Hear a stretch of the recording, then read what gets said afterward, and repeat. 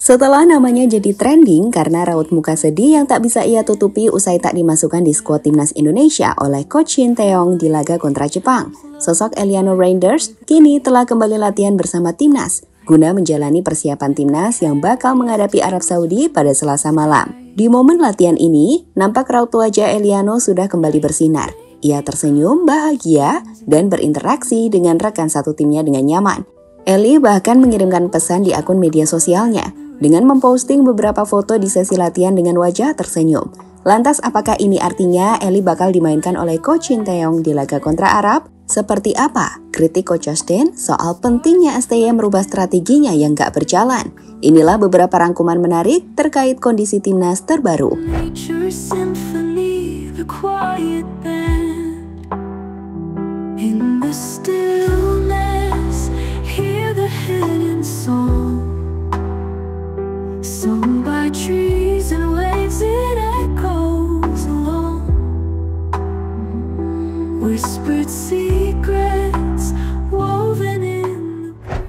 Direkrut atas persetujuan STY, bahkan dipercepat karena STY menginginkannya. Exco PSSI Arya Sinulinga nampak tak bisa menahan kekecewaannya saat bicara soal keputusan STY yang tidak memainkan sosok Eliano. Bahkan tak memasukkan Eliano ke dalam skuad timnas ketika timnas dihajar Jepang dengan skor 4-0. Dalam interviewnya bersama Kumparan, Arya Sinulinga sekali lagi menegaskan jika kehadiran Eliano atas dasar persetujuan dari STY. Dan saat melihat Eliano tak masuk skuad, tentu ia ikut bertanya-tanya.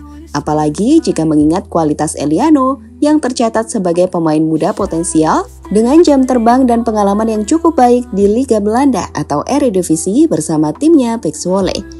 Kalau kita ke Kemenpora, itu ada tuh analisa teknis kenapa dia kita usulkan untuk naturalisasi. Ada itu prosesnya. Dan itu yang menulis itu siapa? Masa kita? Nggak ada yang nulis itu ya Shin Tae-yong yang nulis. Lawan Bahrain waktu lawan Bahrain itu dia minta supaya mempercepat match sama Eliano untuk naturalisasi ya Bang ya. Iya, makanya kita kan sumpahnya bukan di Indonesia. Dan terakhirnya itu dia minta juga yang percepatan terus supaya match sama Eliano bisa main. Makanya kita kesini aja kok jadi ini ya gitu. Iya gitu. Saat ini sendiri Eliano telah kembali ke sesi latihan bersama timnas Indonesia guna bergabung bersama para pemain lain untuk mempersiapkan skuad laga kontra Arab Saudi pada 19 November yang akan dimainkan pada Selasa pukul 19 waktu Indonesia Barat. Di sesi latihan ini, kita bisa melihat bahwa Eliano telah kembali tersenyum. Ia nampak bercanda, berbincang, dan menjalani sesi latihan dengan antusias. Senyum sumringah bisa kita lihat kok di wajahnya, dan tentu berharap ini jadi sinyal bahwa ia merasa nyaman dan siap untuk berjuang demi bisa mendapatkan tempat di skuad tim Garuda. Lihatlah bagaimana Eliano nampak sumringah berbicara bersama Rafa, dukungan dari Shane Patinama, hingga mendapatkan pelukan dari Ferrari yang coba bercanda dengannya. Kalau kata manajer timnas Bapak Sumarji, Eliano ini adalah sosok anak yang baik dan bisa menerima saat dirinya tak masuk skuad timnas. Tapi dia akan selalu berusaha keras untuk membuktikan jika ia bisa masuk ke skuad. Pribadi yang sangat baik dan dia berusaha untuk bisa menerima tidak dimasukkan dalam skuad. Dan itu sudah dia perbaiki dan dia tetap semangat, dia tetap berusaha menunjukkan dirinya mampu bersaing di posisinya dia. Kita akan lihat nanti, kaitannya dengan bagaimana perkembangan Eliano di latihan hari ini dan juga besok. Masih ada waktu untuk supaya Coach Shin bisa melirik dan bisa melihat sekaligus bisa menilai Eliano layak untuk dimasukkan dalam skuad. Sedikit beralih dari Eliano, kabar yang kurang baik harus diterima timnas ketika hingga saat ini pemain bertahan baru tim Garuda, Kevin Dix, masih belum bisa menjalani latihan bersama timnas. Pemain yang baru menjalani debut untuk Indonesia di laga kontra Jepang itu masih dalam perawatan dan belum bisa dipastikan apakah ia bisa bermain di laga kontra Arab Saudi atau tidak. Seperti kita tahu, di laga kontra Jepang, Kevin harus ditarik di menit 41, usai mengalami cedera akibat mendapatkan benturan dari pemain Jepang di area lututnya.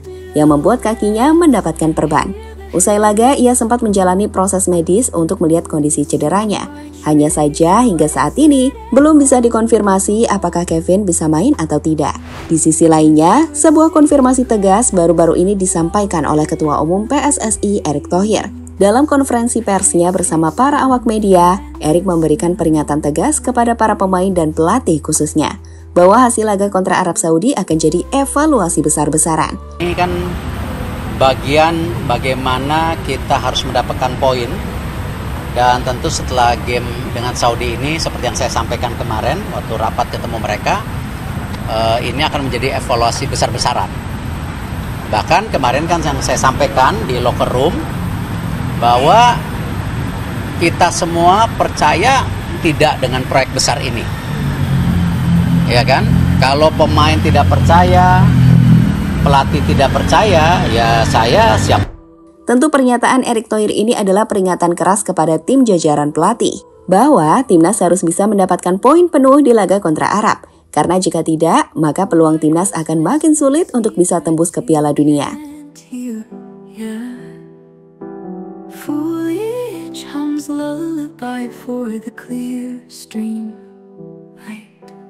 Wind carries tales from roots to skies years.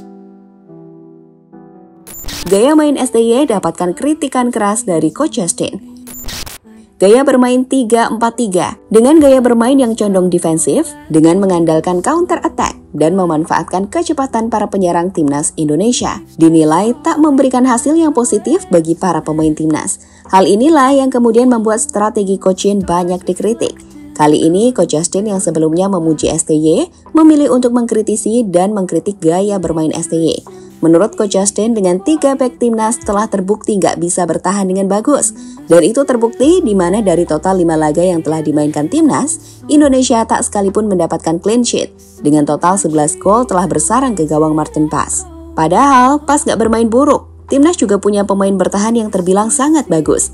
Namun karena sistemnya nggak cocok, ya tetap saja kebobolan banyak gol. Kenapa lu tidak memainkan gaya bermain sesuai dengan mayoritas pemain?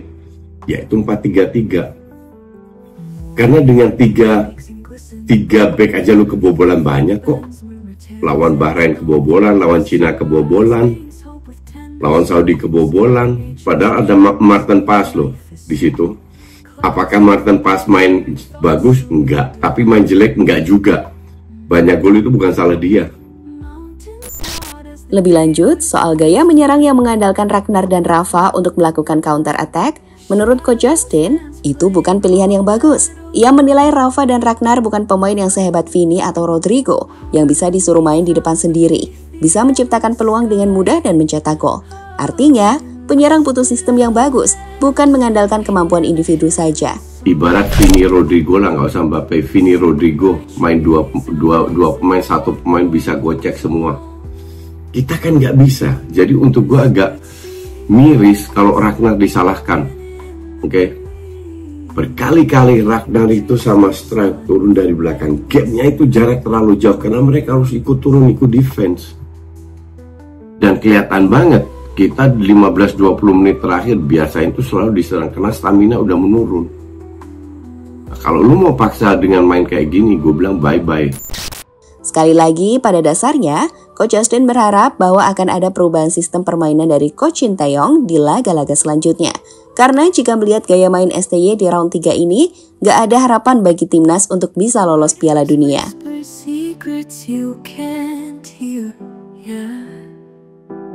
Foliage hums lullaby for the clear stream light. Wind carries tales from roots to skies years.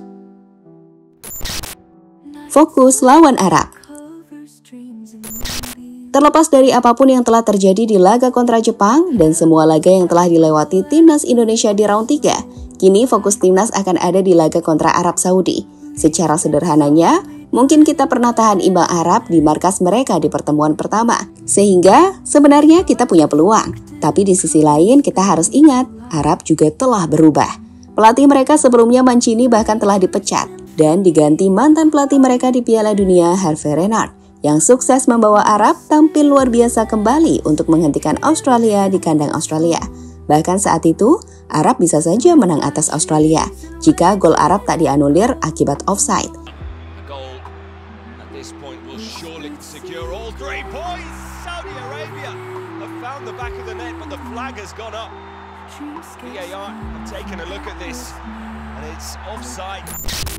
Namun di sisi Indonesia, fokus para pemain dinilai telah kembali usai kalah dari Jepang. Para pemain dan pelatih telah melakukan evaluasi yang menurut Verdong berjalan dengan baik. Di ruang ganti, semua pemain merasakan kesedihan dan tak ada yang bisa berkata-kata setelah kami kalah dari Jepang. Kami tidak melakukan pekerjaan kami yang baik di laga tersebut. Kami kalah 4-0, jadi itu bukan hasil yang baik bagi kami. Tapi kami harus segera melupakan hasil buruk tersebut, tak perlu mengingatnya lagi. Kami harus menyambut laga selanjutnya lawan Arab Saudi, karena itu laga yang penting. Ungkap Verdong, sumber Okezone Bola.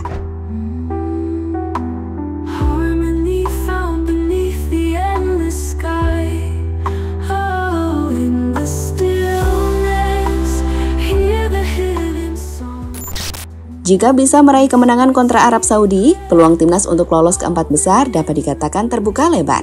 Pasalnya, tambahan 3 poin akan membuat Indonesia memperoleh 6 poin. Jumlah itu sama dengan peringkat 2 saat ini. Dan perlu diingat, di sisa 4 laga selanjutnya, kita masih punya 2 laga kandang kontra Bahrain dan juga timnas China, yang seharusnya benar-benar bisa kita menangkan. So, tetap dukung timnas, karena perjuangan untuk menembus 4 besar belum usai teman-teman.